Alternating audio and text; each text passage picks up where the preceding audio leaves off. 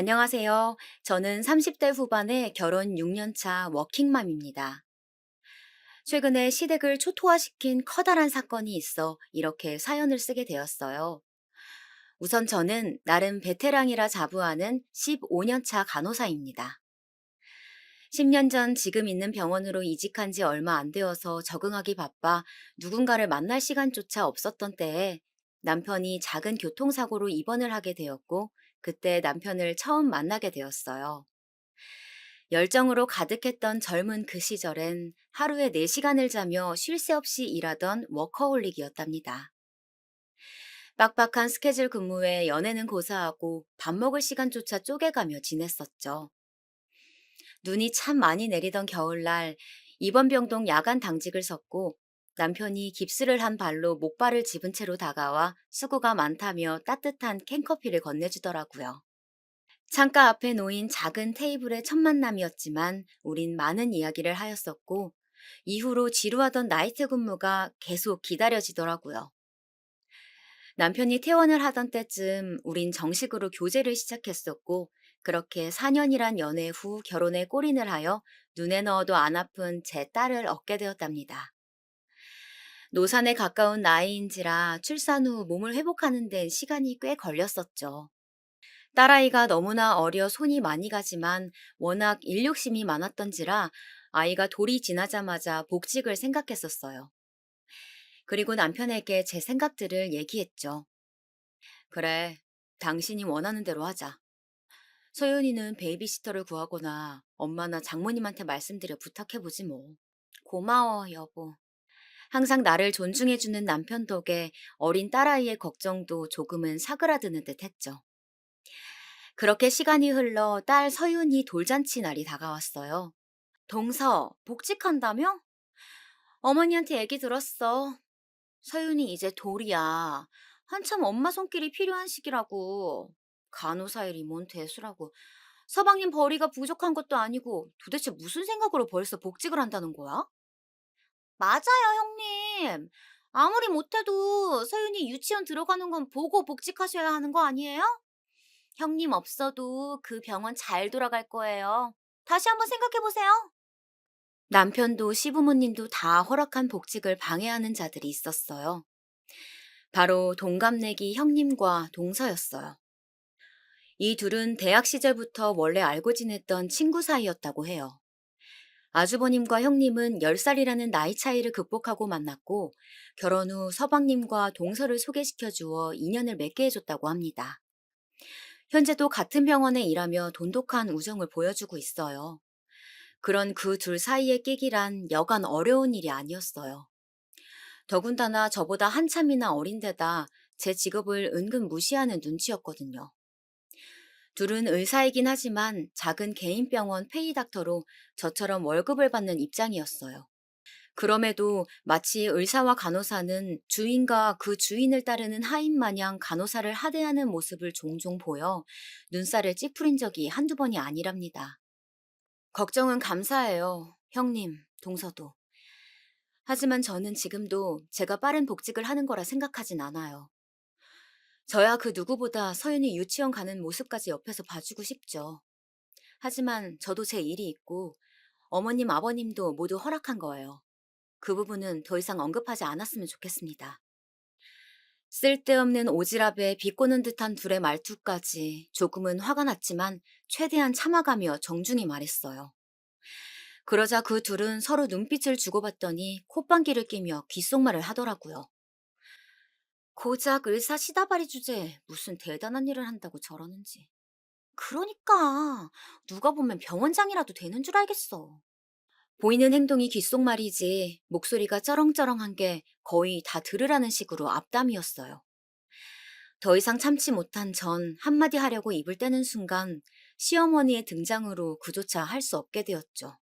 거기서들 뭐 하는 거니? 무슨 일 있는 거야? 시부모님은 아들만 셋인지라 저나 형님 동서를 마치 친딸처럼 예뻐하셨어요. 두 분은 왕년에 몇 개 사놓은 작은 땅들이 재개발로 이어져 지금은 10개가 넘는 건물을 관리하는 졸부시죠. 되게 보통 사람들은 쉽게 큰 돈을 얻게 되면 조금씩 성격이 변하기도 하는데 시부모님은 달랐어요. 매년 어려운 사람들을 위해 기부도 꾸준히 하셨었죠. 어머니, 저쪽에 어머니 좋아하시는 양념게장 있어서 저랑 막내 동서가 좀 챙겨놨어요. 같이 드시러 가요. 맞아요. 큰형님이 보자마자 어머님 드린다고 챙기더라고요. 그리고 여우 같은 형님과 동서는 그런 시부모님에겐 저와는 너무나도 다른 이중적인 면모를 보여주었어요. 한 번은 서윤이가 태어나기 전 만삭의 몸으로 명절을 보낼 때였어요. 하필 형님은 그 명절에 오른손에 붕대를 감고 나타났고 동서는 고열로 인해 몸져 누웠다며 오지도 않았죠. 결국 낑낑대며 혼자 전을 부쳤고 옆에서 가만히 앉아 TV나 보던 형님은 어슬렁어슬렁 부엌으로 와 부쳐진 전을 간을 본다며 맛보더니 어머 동서 동태전은 너무 비리고 동그랑땡은 너무 싱겁다. 깻잎전은 좀 짠 것 같은데. 꼬지전은 또 왜 이렇게 야채들이 제각각이야? 단무지는 길고 버섯은 짧고 먹기 너무 불편한데? 요리 솜씨도 이런데 간호일은 잘하는 거 맞아? 이렇게 말하며 얄밉게 굴었었죠. 다행히 과일을 사놓고 온다며 장을 보고 뒤늦게 나타나신 어머님이 음식 준비를 도와주셨고 어머님 눈치를 보던 형님도 한 손으로 조금씩 음식을 나르며 도와주는 척 하였었죠. 그때를 생각하면 말 한마디 제대로 되받아치지 못했던 제가 너무 후회스러워 아직도 우라통이 치밀어 올라요. 그로부터 며칠이 지나 시아버님의 생신을 앞두고 있었어요. 나가서 외식을 해야 할지 아니면 집에서 간단하게 식사하는 게 나을지 생각하던 찰나 형님에게 전화가 왔어요. 동서, 이번 아버님 생신말인데 그냥 집에서 간단하게 할까 하는데 어때? 네, 좋아요. 그럼 식사 준비는 어떻게 할까요? 나랑 막내 동서가 가서 준비할게. 동서는 육아에 일까지 한다고 바쁠 거 아냐. 정말 그래도 괜찮으시겠어요? 제가 뭐라도 도울게요. 아니야, 괜찮아. 나나 막내 동서가 돌볼 아이가 있는 것도 아니고 병원에 얘기해서 1시간 일찍 퇴근하고 가서 준비하면 돼. 아, 감사해요, 형님. 웬일로 저를 신경 써주는 게 이상하단 느낌이 들긴 했지만 둘에게는 없는 아이가 저희 집에만 있으니 진심으로 배려를 해주는 거구나 생각했어요. 그게 큰 오산이라는 걸 늦지 않게 알 수 있었죠. 그렇게 아버님 생신날이 다가왔어요. 음식 준비는 도우지 못했으니 케이크라도 사가야지 하며 어른들도 드실 수 있을 만한 달지 않은 고구마 케이크를 하나 사들고 작은 선물과 함께 집으로 찾아가 벨을 누르는데 한참이 지나도 반응이 없었어요. 5분, 10분 시간이 흘러 남편이 결국 아버님에게 전화를 걸었어요. 아버지, 저희 집에 도착해서 계속 벨 눌렀는데 혹시 안 들리시는 거예요? 뭐, 집이라고? 우린 첫째가 밥 사준다고 해서 셋째랑 같이 나왔지. 첫째 아가, 너 둘째한테 얘기했다 하지 않았니? 당신 혹시 형수한테 얘기 들은 거 있어? 형네가 밥 사준다고 나가서 드시고 계신다는데? 뭐? 분명 나한텐 집에서 간단하게 하자고 했었어. 식사 준비는 형님하고 동서가 한다고 해서 일부러 케이크 사들고 온 건데. 너무 어이가 없어 기가 차더라고요. 씩씩대며 저희는 식사 중이라는 한식집으로 찾아갔어요. 예약자를 묻는 직원에게 형님 이름을 대니 창가 쪽 룸으로 데려갔고 똑똑 하는 노크 소리 이후 문을 여니 모두의 시선이 저와 남편에게 집중되었어요. 식탁을 보니 이미 식사가 마무리되어 가는 듯 보였죠. 저희를 보자마자 입을 뗀 건 형님이었어요. 어머, 동서! 원래는 집에서 하려고 했는데 도저히 나나 막내 동서가 시간을 뺄 수가 없어서 외식으로 바꾸자고 문자 남겼는데 못 받은 거야? 전 그 얘기를 듣자마자 바로 핸드폰을 확인해 보았지만 아무리 찾아봐도 문자 내역엔 형님에게 온 건들은 하나도 없었죠. 전 핸드폰을 들이밀면서 말했어요. 이것 보세요. 아무리 눈 씻고 찾아봐도 형님이 보낸 문자는 없다고요. 육아에 일까지 한다고 정신없어서 삭제한 거 아니야? 난 분명 문자 보냈어. 그럼 어디 문자 내역 보여주세요. 자꾸 문자를 보냈다며 우기는 형님에게 그러면 그 보낸 문자 내역을 보여달라고 하니 조금은 당황한 눈치더라고요. 그러더니 동서와 눈을 주고받더니 자기 핸드폰을 뒤지더라고요. 이걸 어쩌나? 내가 문자 내역이 쌓이는 게 싫어서 바로바로 삭제를 하거든. 정말 보낸 거 맞아. 그때 막내 동서도 옆에 있어서 봤다고. 그치? 맞아요. 저랑 아버님 생신 관련해서 상의하다가 외식으로 결정됐을 때 둘째 형님한테 문자 보낸다고 핸드폰 뒤적이는 걸 봤어요. 두 사람이 짜고 치니 저 한 사람을 바보 만드는 건 한순간이더라고요. 전 억울하고 어이없는 이 상황에 잠시 벙찐 채 있었더니 안절부절하던 어머니께서 입을 떼셨어요. 아이고, 서윤애미야. 나라도 전화를 해줬어야 하는데 미안하다. 어서 앉아라. 둘째도 어서 앉아. 오느라 고생했다. 아니에요, 어머니. 늦어서 저희가 죄송하죠. 아참, 아버님 생신 축하드려요. 이건 별거 아니고 아버님 요즘 무릎 쑤시다고 하셔서 관절약이랑 영양제 드리니 어머님하고 같이 챙겨 드세요. 전 뒤늦게 아차 싶더라고요.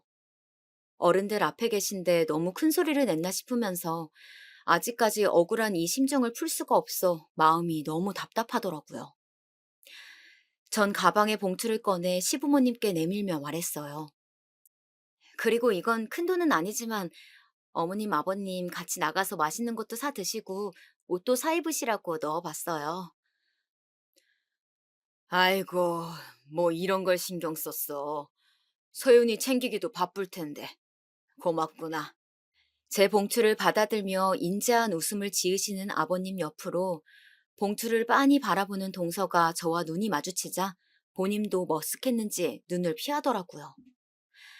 그런 저와 동서를 본 형님이 곧 얄밉게 한마디 거들었죠. 우린 밥 거의 다 먹었는데 어떻게 지금이라도 뭐 좀 시켜줄까? 그 얘기를 듣던 남편이 절 보더니 메뉴판을 건네며 말했어요. 그래, 당신 뭐라도 먹어야지. 아까 바빠서 점심도 못 먹었다며. 어머, 형님, 그 병원은 밥 먹을 시간도 보장이 안 되는 거예요? 음, 역시 대학병원이라고 해서 좋은 건 없네요. 남편의 얘기를 듣자마자 또 이때다 싶었는지 뺀질대는 동서의 입을 한 대 치고 싶었지만 휘어지지 않는 입꼬리를 겨우 올려대며 말했어요. 밥 먹을 시간이야 당연히 보장되는데 내가 속이 안 좋아서 그냥 건너뛴 거야. 제 얘기를 들은 어머님은 걱정되는 말투로 물었어요. 서윤애미, 속은 왜 안 좋은 게야? 잘 챙겨 먹고 다녀야지. 괜찮아요. 별거 아니에요, 어머님. 걱정해 주셔서 감사해요. 그럼 저희 케이크 불까요? 제 말에 남편이 상자에 케이크를 꺼내어 초를 꽂았고 저희 모두 축하 노래를 불렀어요. 수줍게 볼을 밝히던 아버님은 모두들 고맙다며 초를 불었고 저흰 박수를 친 뒤 케이크를 잘라 접시에 옮겼어요. 접시에 옮기는 건 제가 했는데 동서가 재빠르게 옮겨진 두 접시를 낚아채더니 시부모님에게 주면서 비아냥대며 얄미운 아량을 부리더라고요. 어머님, 아버님, 고구마 케이크 먹다 보면 좀 물려서 입맛에 맞을진 모르겠지만 맛있게 드세요. 그러자 시부모님은 저와 동서를 번갈아 보았고 곧 아버님이 인자한 웃음을 지으시며 말했어요. 고구마 케이크 달지 않아 우리가 먹기엔 제일이지. 잘 먹을게 둘째 아가. 고맙다. 나도 고구마 케이크를 제일 좋아한다. 잘 먹을게 아가. 뒤이어 어머님마저 좋게 말씀해 주시니 괜히 저의 어깨가 으쓱해지더라고요. 전 동서를 의기양양한 표정으로 쳐다보았고 동서는 저의 눈빛을 받았는지 저와 눈을 한번 마주치곤 곧바로 눈을 피하더라고요. 이제 와서 생각해보니 시부모님의 따뜻한 배려가 저를 더욱 힘나게 해주었다는 것을 다시 한번 느끼게 되네요. 그나저나 동서는 속이 왜 안 좋았던 거야? 지금 케이크도 잘 못 먹는 것 같네? 간호사란 사람이 본인 몸 하나 간수 못해서 다른 사람을 간호해줄 수야 있겠어? 아무리 간호사라고 해도 아침에 먹은 게 부대끼면 속이 좀 안 좋아질 수도 있고 고작 이런 문제로 다른 사람 간호하는 게 문제될 일은 전혀 없을 것 같은데요. 아침부터 뭐 얼마나 거하게 먹었길래 속이 부대껴? 이거 어머님 아버님 영양제 드릴 게 아니라 동서야말로 유산균 좀 챙겨 먹어야겠네. 서연이 이유식한다고 만든 게 양이 많아서 남은 잔반 좀 같이 먹다 보니 그렇게 됐어요. 유산균은 꾸준히 챙겨 먹고 있고요. 걱정 감사해요, 형님. 제가 조금이라도 어깨 피고 있는 걸 보지 못하는 형님은 아까 전 했던 말들을 괜히 꺼내며 걱정하는 듯 비꼬아가며 묻기 시작했고, 전 질문에 지지 않고 받아치며 마지막 형님이라는 단어에 악센트를 조금 더 세게 말하니 그제서야 형님의 입이 다물어졌어요. 아, 참. 그래, 서윤이는 어떻게 하고 온 거니? 장모님이 봐주고 계세요. 딸아이 이름을 듣고 아차했는지 뒤이어 묻는 어머님의 질문에 남편이 케이크를 다 먹고 포크를 내려놓으며 대답했어요. 아이고, 사드니 고생이 많으시네. 다 늙어 어린아이 보기 힘들 텐데. 괜찮아요, 어머님. 평소엔 베이비시터가 보는데 아버님 생신이라니까 엄마께서 먼저 서윤이 봐줄 테니 데려오라고 하신 거예요. 그리고 아버님 생신 축하드린다는 말도 대신 전해드리라고 하셨어요. 허허, 사돈에게 고맙다고 전해주고 다음엔 우리 집에 서윤이 데리고 오거라. 우리도 봐주마. 네, 그럴게요, 아버님. 호탕하게 웃으며 말하는 아버님에게 방긋 웃으며 대답하였고 그걸 본 형님이 또 태클을 걸기 시작했어요. 동서, 설마 서윤이를 베이비시터한테 맡기는 거야? 요즘 세상이 어떤 세상인데 베이비시터가 나쁜 짓이라도 하고 그러면 어떡하려고 그런 대담한 짓을 해? 나라에서 지원해주는 아이 돌봄 서비스로 검열된 시터들만 면접 보고 꼼꼼하게 뽑는 거라 믿을만 해요. 집에 맘카드 설치해서 저랑 서윤 아빠가 종종 보고 있고요. 나라에서 지원해준다고? 그건 서방님 벌이가 좋아서 지원 못 받는 거 아니야? 네. 아무래도 소득 기준은 초과라 비용은 전액 저희가 부담하고 있어요. 뭐, 그렇게도 된다니 다행이네. 침착히 하나하나 설명해주는 제 모습에 더 이상 할 말이 없었는지 여전히 비꼬는 듯한 어투로 말하는 형님을 보던 아버님이 단골 질문을 어김없이 던졌어요. 첫째 아가, 그래서 너는 언제 손주 소식 들려줄 거니? 셋째도 이제 결혼한 지 4년 넘지 않았어? 에이, 아버지, 요즘 딩크족이라고 아이 없이 사는 부부들 많아요. 아버님의 허를 찌르는 질문에 입맛이 가셨는지 형님은 케이크 조금 남은 접시 위에 탁 소리나게 포크를 내려놓았고 그런 형님 태도에 눈치를 보던 아주버님이 급하게 대답했어요. 요즘 세상이고 뭐고 난 그런 거 모르겠고 아이가 있어야 비로소 가정이 이루어지는 게야. 너희도 너무 늦지 않게 소식 들려주도록 하거라. 이도 참, 밥 맛있게 먹으러 와서 잔소리는 그만합시다. 어머님의 제지로 아버님의 헛기침을 마지막으로 짧은 침묵이 오갔고 형님과 동서는 노력해보겠다며 되도 않는 억지 웃음을 지으며 시아버님의 생신은 파했습니다. 뭐 하나라도 꼬투리 잡으려 안달이 난 형님과 동서를 상대하고 나니 온 진이 다 빠져 몸살이 날 것 같았어요. 아니나 다를까 다음 날 아침 고열로 인해 몸져 눕는 심세가 되었답니다. 남편에게 얘기를 들은 건지 어머님이 찾아와 병간호를 해주셨어요. 아이고, 얼굴 헬스케진 것 봐. 어제도 제대로 된 식사 한 번을 못하더니 아주 뼈밖에 없구나. 일단 죽이라도 먹자. 맑은 흰죽을 뜨거울까봐 후 불어가며 떠먹여주시는 어머님에게 전 연신 감사하단 말만 남겼어요. 그렇게 죽을 모두 비우고 얼음이 담긴 주머니를 이마에 올려주신 어머님이 몸이 너무 약해진 것 같다며 아버님께 말해 한약이라도 지어주신다는 걸 두 손을 저어가며 괜찮다고 말렸지만 결국 어머님은 아버님에게 전화를 하러 가셨고 그로부터 몇 시간 후 열이 떨어진 것을 본 어머님은 집으로 돌아가셨어요.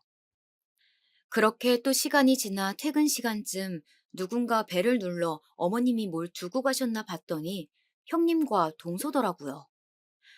어쩐 일인가 하여 문을 열어주니 팔짱을 낀 채 삐딱한 표정으로 절 보고 있더라고요. 어머, 형님, 동서, 여긴 무슨 일로 오셨어요? 인연 보세. 손님이 왔으면 먼저 안으로 들어오라고 하는 게 예의 아닌가? 순간 전 제가 뭔가 잘못 들은 건가 했어요. 다짜고짜 찾아와 욕짓거리라니. 전 어이가 없었지만 일단은 안으로 들어오라고 하였고 제 말이 끝나기도 전에 제 어깨를 밀치며 안으로 들어오던 둘은 겉옷과 가방을 소파에 벗어던지며 다리를 꼬고 앉아 저를 위아래로 훑어보더라고요. 아프단 사람이 참 멀쩡해 보이네. 이거 꾀병 부린 거 아니야? 좀 누워서 쉬었더니 열이 좀 내려간 거예요. 그나저나 어쩐 일로 오신 거예요? 아버님이 큰형님한테 형님 아프니까 한약 좀 지어서 갖다 바치랍디다. 도대체 아버님하고 어머님을 어떻게 구워 삶았길래 저렇게 형님한테 쩔쩔매는 거예요? 제 물음에 동서가 커다란 등치에 걸맞는 큰 소리로 대답했고, 전 그제서야 이 상황이 조금은 이해가 가더라고요. 분명 엄살 부리면서 불쌍한 척 해댔겠지. 이 여우 같은 년. 우리가 무슨 이 심부름꾼인 줄 아니? 서윤이 방에서 자고 있어요. 목소리 줄이세요. 그리고 전 한약 괜찮다고 극구 사양했고 그걸 형님한테 시킬 거라고는 생각도 못 했다고요. 그러니 여운이 뭐니 전 그런 욕 들을 이유 없습니다. 용건 끝나셨으면 나가주세요. 앙칼진 형님의 목소리가 거실에 쩌렁쩌렁 울렸고 전 행여나 자고 있는 서윤이가 깰까 최대한 침착하게 말하며 그 둘에게 나가달란 제스처를 취했어요. 그랬더니 갑자기 벌떡 일어난 형님이 제 머리채를 잡는 거예요. 인연이 끝까지 싸가지 없게 어디 형님한테 나가라 마라 명령이야! 왜 이러세요? 이거 놓으세요! 다짜고짜 잡힌 머리채에 내려간 열이 다시 오르는 것 같더라고요.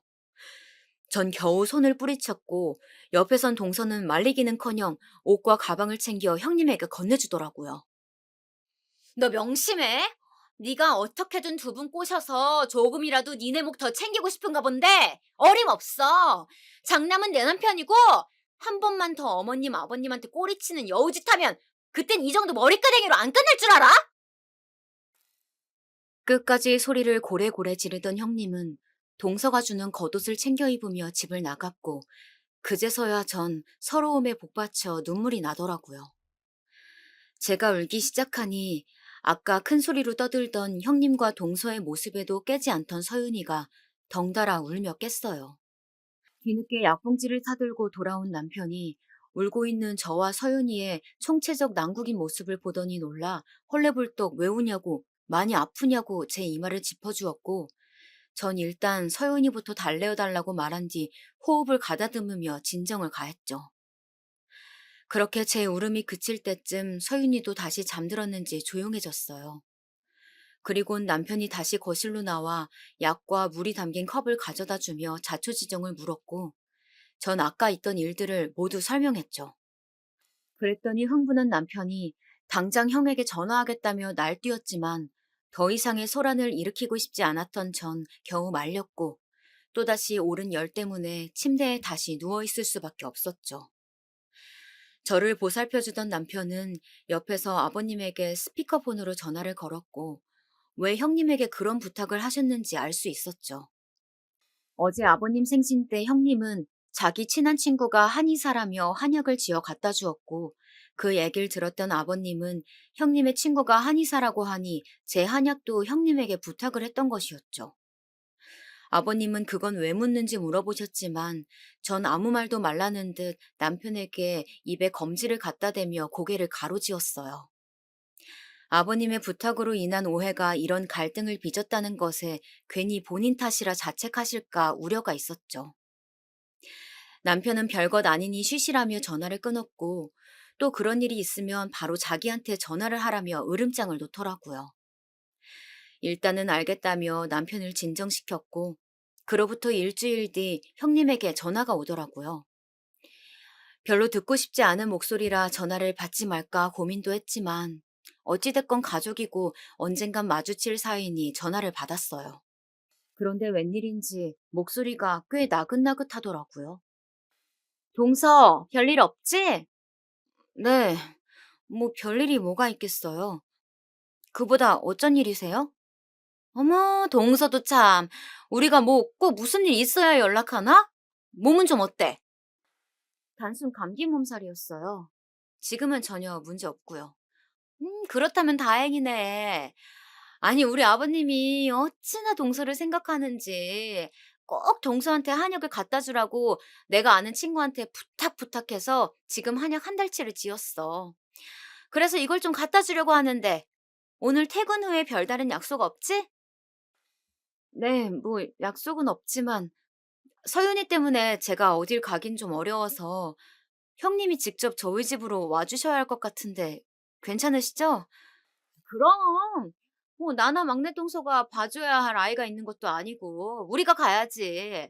막내 동서랑 이따 7시에 갈게. 네, 그러세요. 끝까지 사근사근 전화를 마치는 형님을 보고 딱 눈치가 가더라고요. 아, 옆에 아버님이나 어머님이 계시겠구나 하고요. 그리고 시간이 흘러 퇴근 후 베이비시터를 집에 보내고 집을 간단하게 치웠어요. 하필 오늘따라 남편은 일이 늦게 끝난다고 하였고, 결국 그 둘과 삼자 대면을 하게 되었어요. 약속 시간 10분 전 벨이 울렸고, 전 떨떠름한 표정을 감추지 못한 채 그 둘을 맞이하였어요. 그들 또한 삐딱한 시선으로 저를 바라보며 한약 박스를 건네주었고, 전 고맙다는 말과 함께 박스를 받아 식탁 옆에 내려두었죠. 그 둘은 너무나도 자연스럽게 소파에 겉옷과 가방을 내려둔 뒤 테이블에 자리를 잡아 앉았고, 이후 전 미리 내려두었던 원두 커피를 찻잔에 옮겨 담아 둘 앞에 내려놓으며 말했어요. 에디오피아에서 수입해온 원두를 직접 간 커피예요. 맛이 꽤 좋을 거예요. 드세요. 어머, 병원에서 일하면서 차고 넘치게 마시는 게 커피인데 이렇게 센스가 없어서야. 동서가 일하는 병원 의사들은 동서 참 답답해 하겠다. 그렇게 뜨거운 커피는 됐고, 뭐 혹시 뭐 주스 같은 건 없어? 아까와는 확연히 달라진 말투에 아까 통화할 때 옆에 아버님이 계셨겠구나 했던 제 예상은 거의 확신이 되었습니다. 전 냉장고를 한번 살펴보고 주스는 없는데 그냥 커피 드시면 안 되냐 물었고 기어코 주스가 드시고 싶다는 형님에게 그럼 편의점 좀 다녀올 테니 잠깐만 기다려달라고 하였죠. 동서, 난 오렌지 주스를 부탁해. 설마 내가 한약까지 갖다 줬는데 이 정도로 서운해하고 그러는 거 아니지? 네, 뭐 한약은 잘 먹을게요. 혹시라도 서윤이 깨면 바로 전화 좀 주세요. 형님, 전 콜라요. 간단하게 외투를 입고 지갑을 챙겨 나가는데 그 와중에도 원하는 음료를 외쳐대는 형님과 동서에게 꽉 쥔 주먹을 뒤로 숨긴 채 문을 닫았죠. 그렇게 편의점에서 오렌지 주스와 콜라를 사들고 가는 길에 혹시라도 서윤이가 울며 엄마를 찾진 않을까 걱정되어 맘카를 켜보았어요. 그리고 둘만 남겨진 집에 오가는 대화에 경악을 금치 못했죠. 내가 진짜 입간년 때문에 이런 심부름까지 해야 하냐? 그러게. 혜진이 너도 진짜 대단해. 나 같으면 아무리 아버님이 옆에 있어도 그렇게 곱게 전화하지 못했을 거야. 나라고 뭐 좋아서 그랬겠냐? 그 노인네들 눈밖에 나봤자 좋을 게 하나 없어 그러지. 하여간 늙으면 뒤져야 하는데 노인네들 팔팔한 게 아주 100살까지 살겠어. 야, 또 무슨 그런 끔찍한 소리라냐? 생각만 해도 지긋지긋하다. 잠깐 들은 대화임에도 손발이 덜덜 떨리더라고요. 전 애써 마음을 침착하게 다잡으며 어플을 종료하였고 집으로 돌아갔습니다. 엘리베이터에 내려서 현관까지 걸어가는데 뭐가 그리 즐거운지 웃음소리가 복도를 다 울리더라고요. 비밀번호를 누르고 집으로 들어서자 둘은 언제 그랬냐는 듯 하던 대화들을 멈추고 웃음기 사라진 얼굴로 절 바라보며 말했어요. 꽤 오래 걸렸네? 저희 아파트 상가가 이쪽 동이랑 반대편에 있어서 앞에 있는 편의점이라고 해도 거리가 꽤 돼서 시간이 좀 걸렸어요. 전 오렌지 주스와 콜라를 주스잔에 따라주며 말했어요. 작은 아주버님은 오늘 많이 늦으시나 봐요? 일하는 알바생이 갑자기 못 나온다고 해서 대타 뛰고 있어. 주스잔을 건네주며 대답한 뒤 드시라고 말과 함께 저도 자리에 앉았어요. 지난주엔 내가 행동이 좀 경솔했어. 그 부분은 사과할게, 동서. 무슨 꿍꿍이인지 지난주 제 머리채를 잡았던 일을 먼저 사과하는 형님에게 의심의 눈초리를 거두지 못한 채 사과를 받아주었어요. 그런데 동서도 알다시피 우리 남편이나 막내동서 남편은 아버님 밑에서 건물 관리인으로 뭐 잡다한 이런저런 일 다 하는데 월에 얼마 받는 줄 알아? 얼마나 받으시는데요? 500. 고작 500 받으면서 그 뒤치다꺼리 다 한다고. 그런데 둘째 서방님은 본인 사업이라 쳐도 월에 못해도 1,000만 원은 거뜬히 벌잖아. 네, 뭐 그 정도는 벌죠. 형님 말씀대로 본인 사업을 하는 거니까요. 동서가 뭘 모르나 본데 둘째 서방님 사업 자금을 누가 대줬겠어? 다 아버님이 대준 거야. 그런 탄탄한 기초 자본금 없었으면 그렇게 성공도 못했다고. 그래서 형님이 하시고자 하는 말씀이 뭔데요? 제 물음에 우물쭈물하는 형님 옆으로 동서가 이때다 싶었는지 큰 소리로 답하더라고요. 유산을 받지 않겠다 하세요. 건물 관리도 저희 남편들이 하는데 당연히 건물도 큰 아주버님하고 제 남편이 오롯이 받는 게 맞죠. 아니 그게 무슨 어처구니가 없었어요. 유산을 포기하라니 이 둘의 검은 속내가 뻔히 보여 슬슬 진절머리가 나더라고요.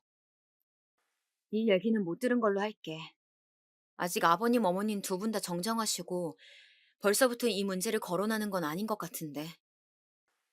그럼 아버님이 동서 이뻐하니까 우리 남편들 월급 조금이라도 올려주라고 얘기 좀 해주라. 제 말이 끝나자마자 기다렸다는 듯이 말하는 형님. 이건 또 무슨 소린지 더 이상 이 둘의 얘기를 들으면 안 되겠다 싶었죠.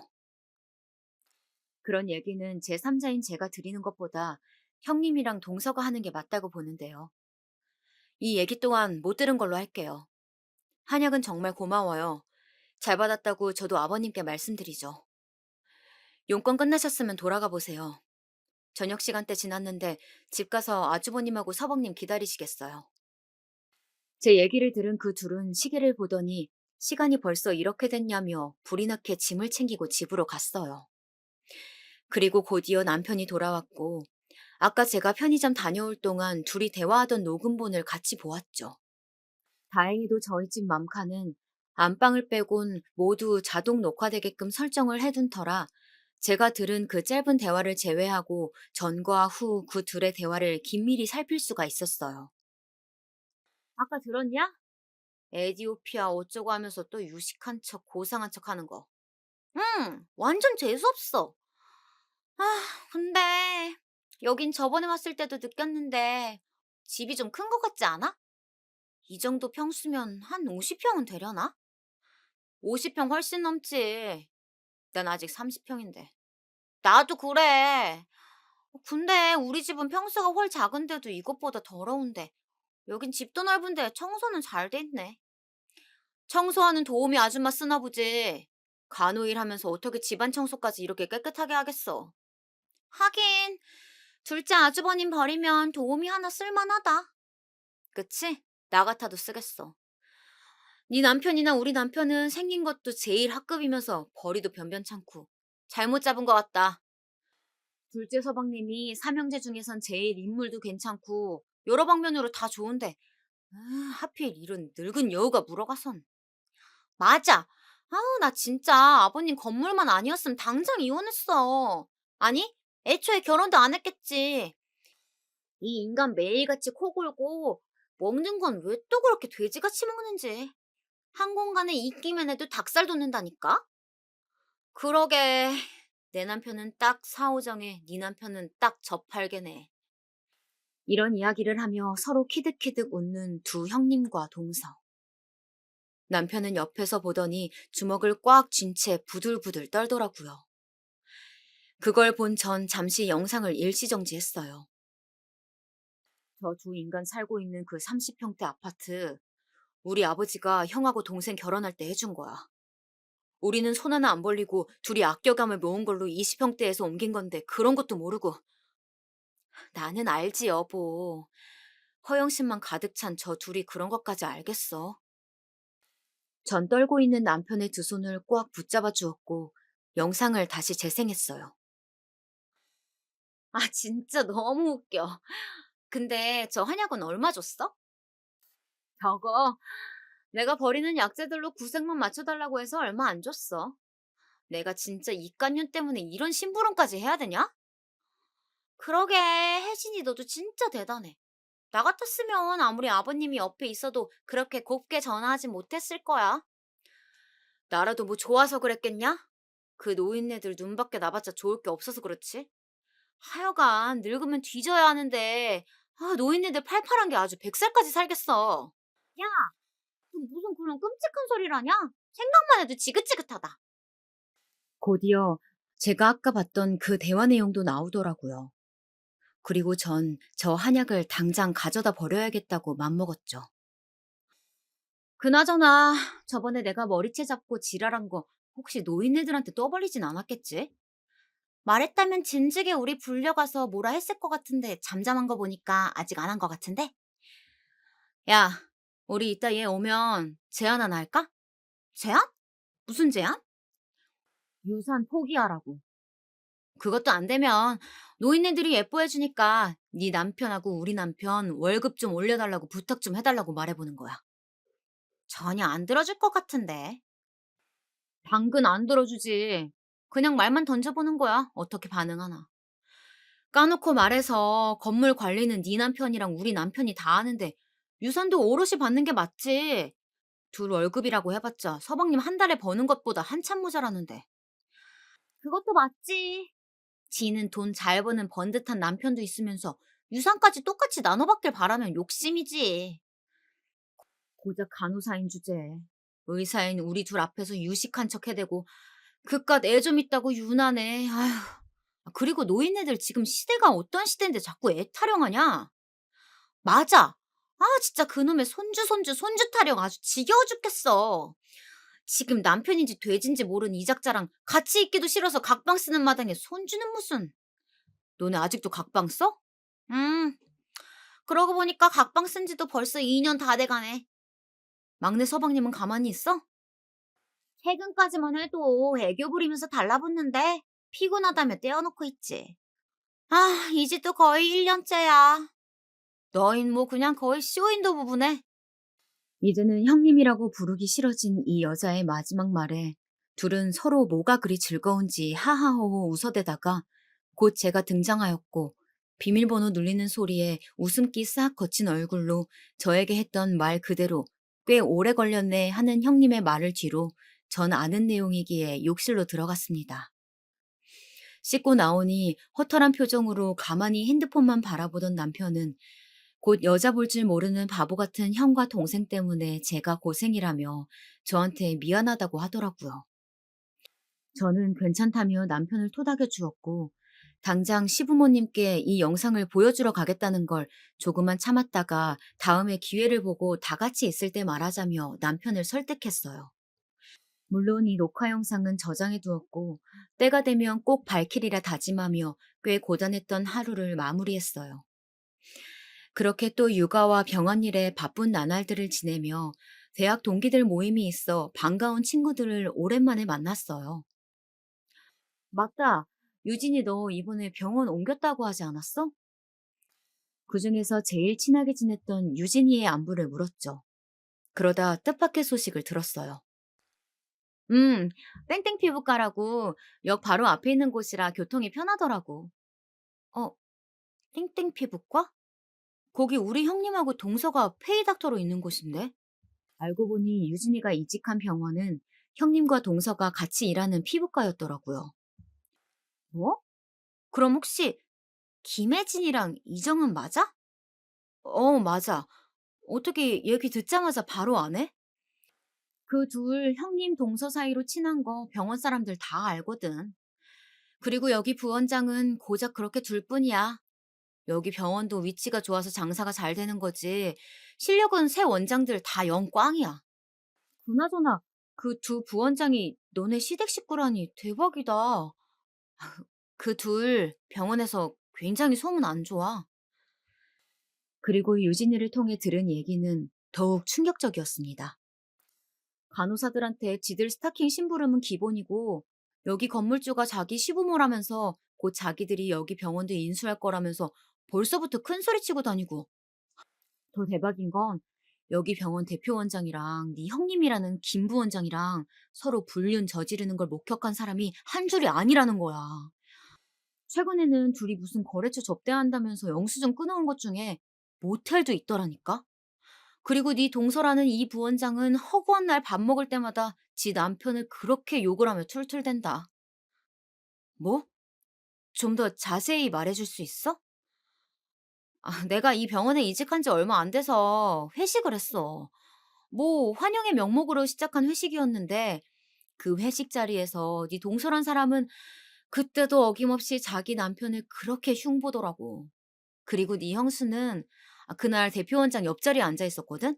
내가 젓가락 떨어뜨려서 줍는다고 식탁 밑으로 들어가니까 서로 손을 잡고 있더라고. 그때 소문이 사실이란 걸 확신했지. 유진아, 혹시 그걸 증명할 수 있을 만한 걸 내가 받아볼 수 있을까? 이런 중요한 내용을 나만 알기도 뭐하고, 그렇다고 증거 없이 말하긴 리스크가 너무 커서 그런데 부탁 좀 해도 될까? 두 손 꼭 잡고 부탁하는 제 모습을 본 유진이는 흔쾌히 부탁을 들어주기로 하였고, 이 엄청난 내용을 전 집에 가자마자 남편에게 얘기했습니다. 그게 사실이면 얼른 형이나 진욱이한테 얘기해야지. 안 돼, 여보. 지금 말하면 괜한 불화만 일으킬 뿐이야. 우리 둘의 말뿐인 얘기를 아주버님하고 서방님이 과연 믿을까? 내가 유진이한테 부탁해 놓은 게 있으니까 조금만 기다려보자. 제대로 된 증거를 잡으면 그때 얘기하자. 제 얘기를 들은 남편은 당장 아주버님과 서방님께 전화를 하려 했고 전 겨우 말려 진정을 시켰죠. 그리고 일주일이란 시간이 지나 저에게 두 가지 소식이 전해졌어요. 하나는 친구 유진이에게서 온 소식이었어요. 증거를 잡았다는 연락이었죠. 때마침 병원에 도난 사건이 있어서 원내에 CCTV를 돌려봐야 했고 그 안에 형님의 불륜 현장도 있었다는 거예요. 대표 원장실에서 부둥켜 끌어안으며 키스하는 형님과 대표 원장의 모습이었어요. 그 장면을 유진이가 사진으로 촬영한 후 핸드폰으로 넘겨주었고 전 듣기만 했던 형님의 불륜 장면을 바로 목격하니 뻔뻔하기 그지없는 이 둘의 모습에 소름이 다 돋더라고요. 그리고 남은 한 소식은 제가 간호생활 15년 만에 드디어 수간호사로 승진했다는 소식이에요. 제 사수이자 직장 상사였던 수간호사 언니가 늙은 어머니 복량을 위해 시골로 내려가야 해 관둘 수밖에 없었고 그 자리를 제가 대신하게 된 것이죠.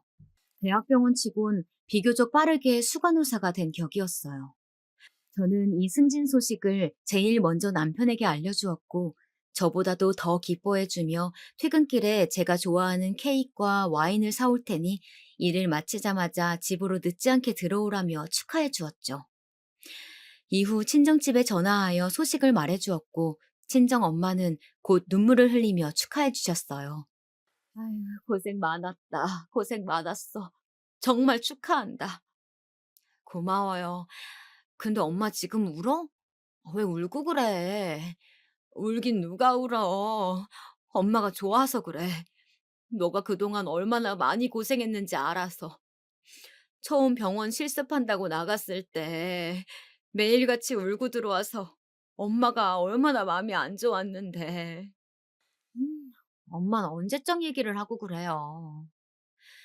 울먹이며 말하는 친정 엄마의 진심 어린 말에 저 또한 눈물이 날 것 같았죠. 부유한 시댁과는 다르게 저희 집은 지극히 평범한 집안이었어요. 일반 중견기업에 30년 넘게 종사하시며 자식들에게 손 벌리고 싶지 않다며 정년퇴임을 미루고 계시는 조금은 가부장적인 아버지와 이제는 텃밭에 자라는 작물들을 보며 즐거움을 느끼시는 가정주부이신 어머니. 간호사라는 직업이 아무래도 여성의 비율이 많았고 소위 말하는 텃세에 빡빡한 스케줄 근무까지 더해져 제 첫 사회생활은 그야말로 아비규환이었어요. 그럼에도 전 꿋꿋이 버텨냈고 무엇보다 이 일이 힘들긴 하여도 보람있고 재미있었어요. 그렇게 과거를 잠시 회상하게 했던 친정엄마와의 전화를 끊고 시어머님에게 전화를 걸었어요. 어머님, 건강 잘 챙기며 지내고 계시죠? 그럼 우리 둘째 아가 덕분에 잘 지내고 있지. 서윤 애미도, 서윤이도, 서윤 애비도 다 잘 지내지? 네, 그럼요, 어머님. 다름이 아니고 제가 이번에 병원에서 수간호사로 승진을 하게 됐어요. 아이고, 우리 서윤 애미가 아주 대견한 일을 했구나. 승진이라니 정말 축하한다, 아가. 감사해요, 어머님. 그래서 말인데, 제가 이번에 한우 잘하는 집으로 모셔서 한 끼 제대로 대접해드리고 싶은데, 시간 언제가 괜찮으세요? 에이, 얘는, 한우는 무슨, 우리는 괜찮다. 그 돈으로 너희들 맛있는 거 하나라도 더 사 먹어라. 아니에요, 어머님. 제가 진심으로 대접해드리고 싶어서 그래요. 저 이번에 승진 보너스도 나와요. 아이고, 그래. 그럼 너희 시아버지랑 상의해서 시간 말해주마. 다시 한번 축하한다. 우스갯소리로 보너스 얘기를 하니 하하하 웃으며 호탕하게 웃으시던 어머님이 곧이어 대답하셨고 전 고맙다는 말을 끝으로 전화를 끊었어요. 이후 퇴근 시간이 되었고 집에 가니 촛불로 된 길이 있더라고요. 그 길을 따라가니 케이크와 꽃다발을 들고 있는 남편이 있었고 전 너무 감동한 나머지 그 자리에서 엉엉 울고 말았답니다. 프로포즈 때 이후로 처음 받아보는 이벤트에 전 연신 고맙단 말을 아끼지 않았고 그런 저를 남편이 꼭 안아주었죠. 도저히 이 분위기에선 형님의 불륜 현장 사진을 보여주는 건 어렵겠다 싶어 전 남편에게 그날은 그 사진을 공개하지 못했어요. 그렇게 그 사진이 잊혀갈 때쯤이었어요. 어머님에게 기다리던 연락이 왔어요. 이번 주 일요일 저녁에 시간이 어떠냐는 물음에 흔쾌히 알겠다 하였고 형님과 동선에도 오는데 괜찮냐는 질문에 기꺼이 괜찮다고 축하하는 자리에 더 많이 온다면 오히려 좋다고 대답했죠. 그리고 약속한 일요일 저녁 예약자인 제 이름을 말하자 작은 룸으로 안내해 주었고 미리 주문도 해놓았던 터라 자리에 앉자마자 고기를 먹을 수 있게 준비가 다 되어 있었어요. 투 플러스 한우만 고집한다는 소문난 한우집의 메뉴판 속 가격을 보더니 어머님이 놀래며 말씀하셨어요. 둘째 아가, 이거 가격이 너무 센 거 아니야? 우린 그냥 소고기집을 가도 되는데. 아니에요, 어머님. 여기 맛집이라고 TV에도 나오고 꽤 소문난 곳이에요. 맛있게 드세요. 아버님도요? 그래, 고맙다. 잘 먹으마. 나도 아는 양반이 의료계 종사해서 물었더니 거 대학병원에서 수간호사 되려면 20년은 있어야 한다더라. 아주 대단하다, 둘째 아가. 승진 정말 축하한다. 제 어깨를 토닥이며 축하한단 말을 아끼지 않는 아버님에게 고맙다며 고개를 숙였고 그 옆으로 형님과 동서의 대화가 들리기 시작했어요. 어머, 수간호사가 뭐라고 생쇼야? 그러게요. 누가 보면 병원 개업이라도 한 줄 알겠어요. 그니까 의사 시다발이 중 대빵인 거잖아. 한유 중에 제일 가는 한유면 뭐해? 그래봤자 한유인데. 잠잠한가 했더니 역시나 비아냥거리며 저를 무시하는 형님과 동서였죠. 심지어 간호사를 한여와 같은 취급을 하면서 말이죠. 그 전이었다면 어른들 앞이니 참자. 그래 걔는 지져라 하면서 무시하고 넘겼을지 모를 일이지만 그 둘의 실체를 너무나도 많이 알게 된 지금은 그냥 넘어갈 수가 없더라고요. 형님, 그리고 동서.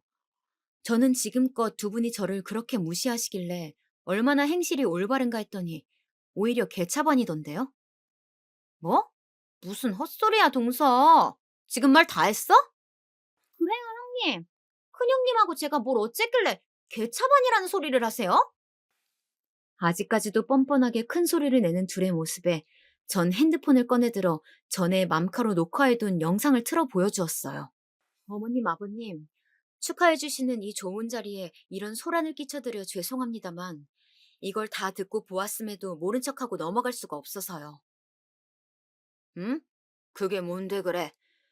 괜찮으니 틀어봐라.